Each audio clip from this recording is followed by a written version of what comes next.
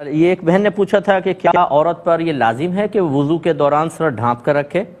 بہن کوئی لازم نہیں ہے، بالکل لازم نہیں ہے۔ آپ دیکھیں جب بہنیں ہماری غسل فرماتی ہیں تو شرعی مسئلہ یہ ہے کہ جب آدمی غسل کرے تو سنت طریقہ یہ ہوتا ہے کہ پہلے وضو کرے گا، پھر اس کے بعد پورا غسل مکمل کرتا ہے۔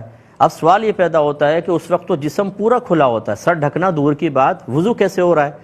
حالانکہ یہ نبی کریم صلی اللہ علیہ وسلم کی سنت کریمہ بیان کی جاتی ہے، وضو کا طریقہ آپ دیکھ لیجئے۔ تو جب پورا بدن ڈھکا نہ ہو تو وضو ہو جاتا ہے، تو سر ڈھک کر وضو کرنے کی کس نے شرط قرار دی ہے؟